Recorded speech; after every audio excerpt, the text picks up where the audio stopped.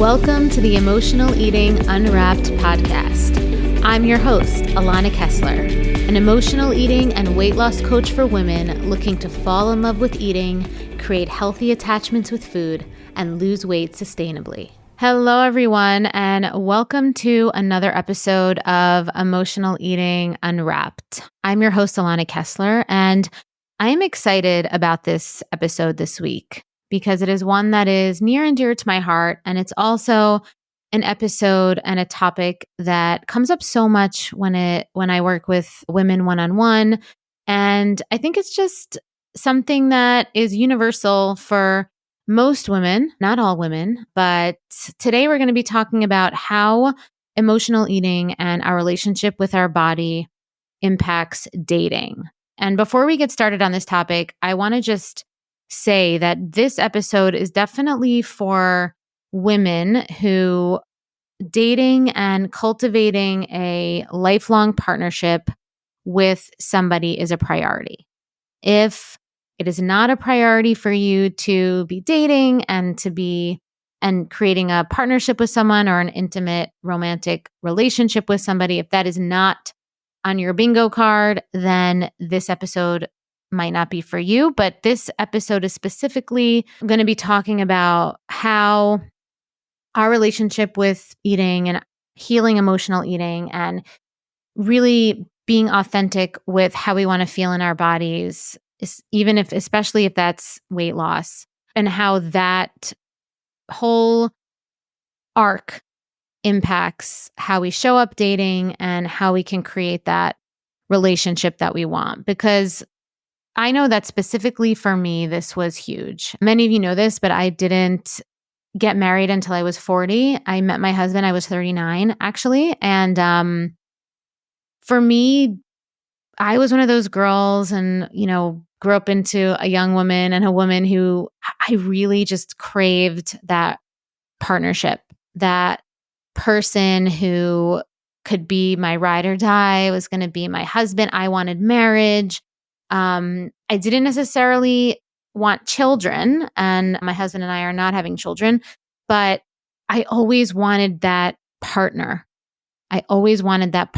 And it took me a really long time and many years of dating from a place of disconnection with myself to realize that it was that disconnection from my authentic self that was really the block that was creating all of the disappointments that I was having with dating. And it was really revolutionary when I started to see a couple of the ways that I was showing up in my dating life and in the way that I would present myself to potential romantic partners, whether that was on a date or whether that was at a party or an event or something. It was just, there were so many, when I had when I have finally had the aha moment where it became clear how my relationship with myself, my habits and, secret behavior and secret single behavior with food, and how my true just negative feelings about my body was impacting how I was showing up. And then when I changed those things and I healed them, how much of a huge difference it made in my life. And it was so interesting because I see this so often with women where we know that we don't feel great about ourselves. We know that we might have some habits or behaviors that are not in alignment with our highest selves. And we also blame the outside world for why we haven't had the relationship that we want, right? It's either men suck, people suck, or work is too crazy. There's all these kind of external circumstantial reasons. But today I really want to just uproot a couple of the personal accountability things that I found for myself and that I also see in my clients that really block and create that hindrance for that relationship and that partnership and that true connection that a lot of the women, and if you're listening to this and you resonate with this, really, really want. So the first one that I'm going to talk about is feeling insecure because, and this might seem really obvious, but I know for myself, I felt insecure a lot, but would kind of shove that down and still go on a date. I would shove that down and still go to a party and still talk, still engage in conversation with people. But what I realized was that I felt insecure about being seen, not only physically, but I felt insecure about somebody entering my space and seeing how I behave around food, right? When I got deeper into it, when we talk about being insecure, we could talk about feeling insecure about how we look, but we could also talk about feeling insecure about how we actually live and behave. And when we have that feeling about ourselves, that we know that we're living out of alignment with how we truly want to feel about ourselves and how we truly want to be. And we show up to dates or parties or events and we engage with people hoping to connect with them, but we inside have this insecurity about ourselves. At the end of the day, that's not going to create a connection.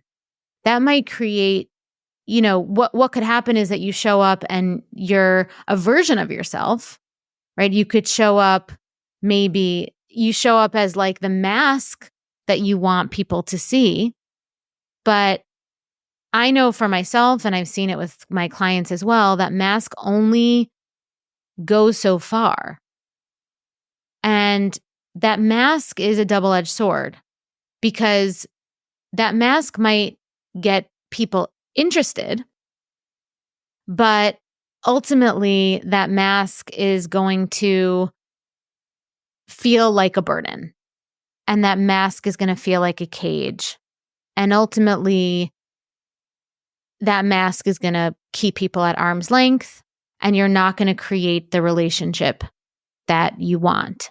And that mask is really only born out of an insecurity.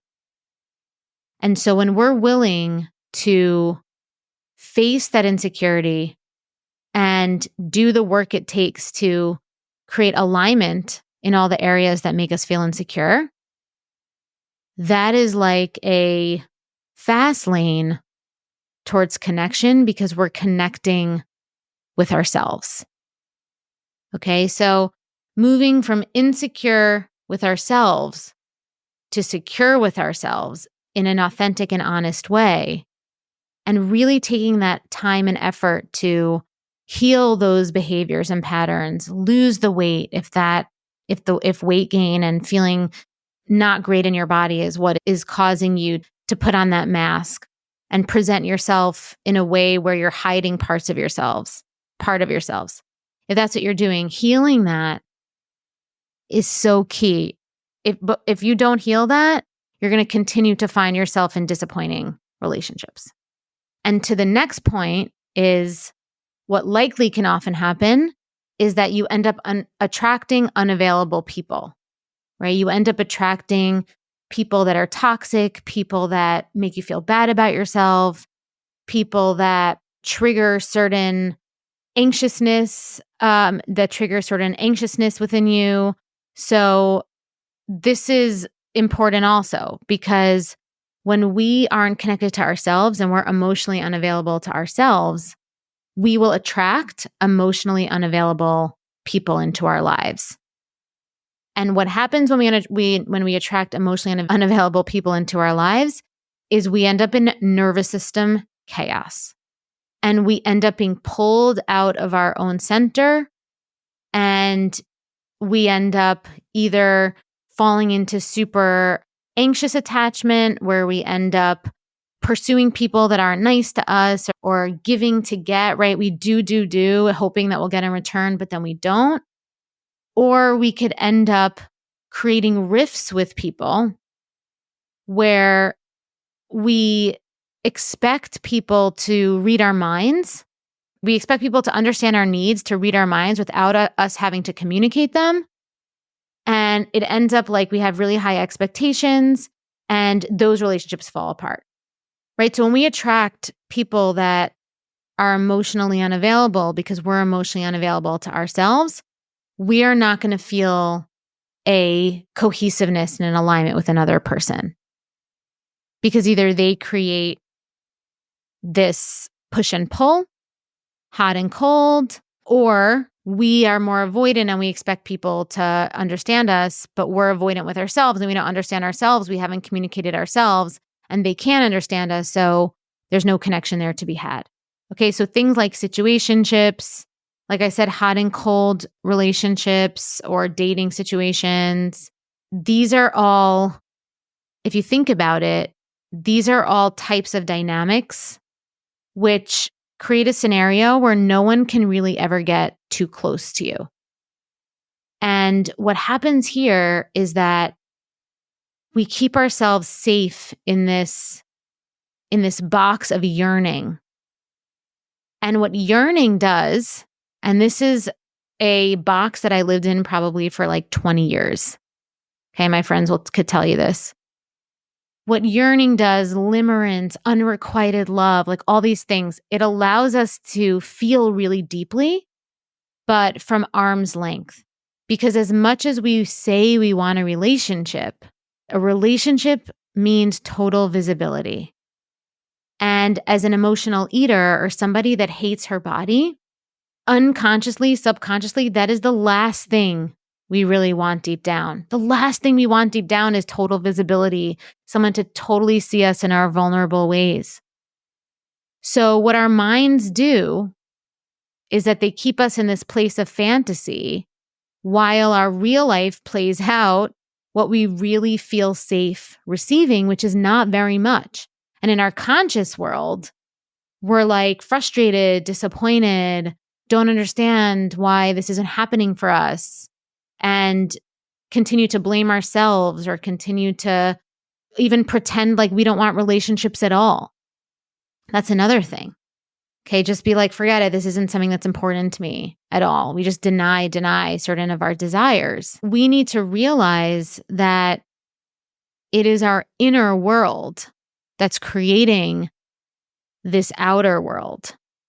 It's our inner world that's creating this outer world. And we need to realize this immediately instead of feeling like victims or becoming jaded to dating, like I said.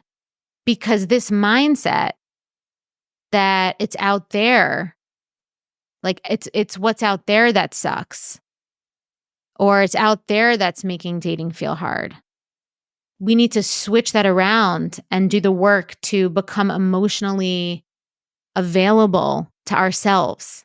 Okay, when we become emotionally available to ourselves and we embrace all of what we really want for ourselves and we take off that mask, so all of these are going to build on each other. Because what happens is when we're wearing a mask and when we attract unavailable partners and then we get more hardened and we get more of a victim mindset or a jaded mindset, what happens is that we get trapped in our masculine energy, in our hyper masculine tendencies. And when we get trapped in these hyper masculine tendencies that end up blocking off that softness, right? When we're in this defensive mode, we're in this yearning mode, right? Because when, like I said before, when we're in like a fantasy and we're in the yearning, we can feel all the yummy, gushy feelings in the yearning, but at arm's length. So we need to learn, how can we integrate that? How can we bring that emotional sensation, that emotional life into our real conscious life? And we have to realize all of the defensive, hypermasculine tendencies that are warding off all of this softness that is happening. What we need to cultivate is more softness. We need to cultivate more of the feeling body, more of the prioritizing, making ourselves feel seen to ourselves. What are our needs? Okay, because what happens is that when we get into these, like, I don't need a relationship, I don't need anyone. When we get into this type of mindset and into this lifestyle, and if we date from that perspective where, where logistics and our work and all these things are just our entire identity, again, we're not going to attract a partner that meets our needs. Okay, we're not going to attract a partner that meets our needs. And it's really important that for the women who are listening to this and might resonate with some of this, it's important to recognize, one, that you want a relationship.